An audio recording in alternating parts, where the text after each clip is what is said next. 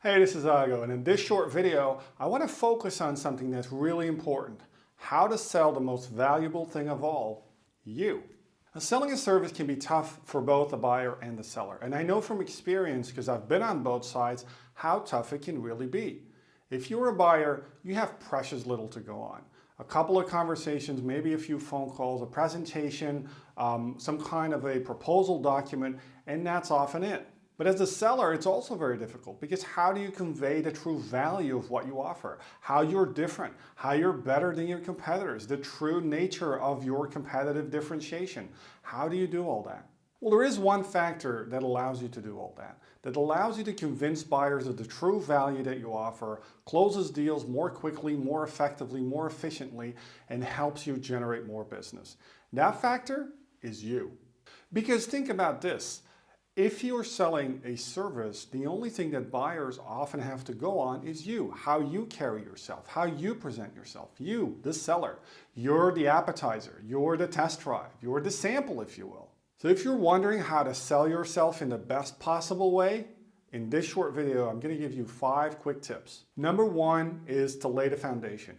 Get to know yourself a little better. We all have these hidden beliefs, these hidden things that we think about ourselves, which are often completely untrue but are holding us back.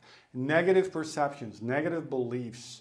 And the first thing is really to come to grips with those and to understand what those are, so you have an objective perception of yourself and your value. Because if you don't have that, it's going to be very difficult to walk into a meeting and be credible and be confident if there's this little voice, the devil sitting on your shoulder, yakking in your ear and going, this is why you're not good at this is why you're not worthy of meeting with this person.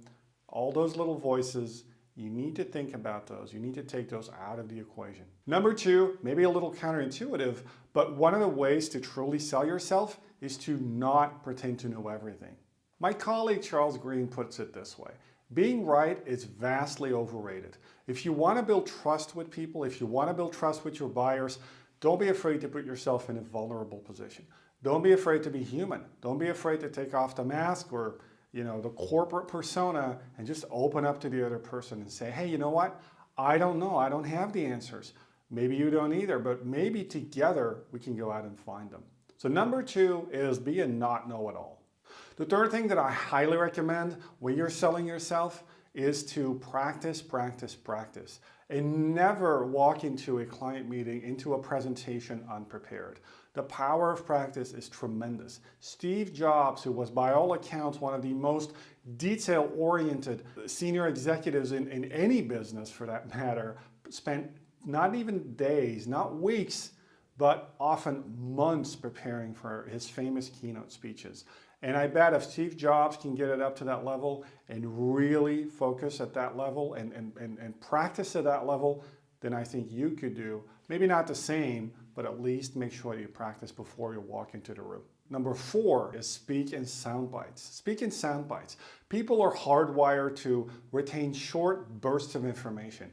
We have a short attention span. We're not able to focus and retain many things. So speak in sound bites. Speak in analogies, metaphors, stories, quotes, things that people can take away and can remember.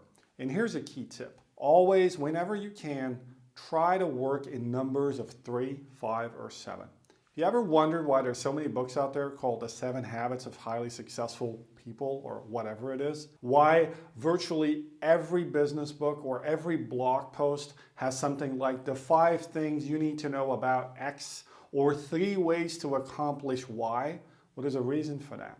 As humans, we're hardwired to retain information that comes in those numbers. 3, 5, 7. Same thing as what I'm doing here in this blog post, 5 ways to help you sell yourself. So moving on to number 5. Number 5 is to use something called the PSR approach. And I can't take credit for this. This comes from a gentleman called Peter Cohen, and he wrote about this on Inc.com. PSR stands for Problem, Solution, Result. Now, if you're looking for ways to convey to a client the value of the work that you do, I can't think of any better way to do this. Describe the problem that a past client had, where you came in and helped them with that particular problem or challenge. Then present the solution that you propose to that client and walk them through how you executed that solution. And finally, describe the result that you achieved for that particular client in terms of quantifiable and non-quantifiable outcomes. Problem, solution, result. So there you go, 5 quick ways, 5 quick tips to help you sell yourself. Anything from practice before you're in the room, speaking in sound bites, using that PSR approach. Hope this was useful. As always, if you want more practical, easy to implement sales tips and strategies, click on the subscribe button. I'm sure it's up here somewhere, and I hope to see you in the next video.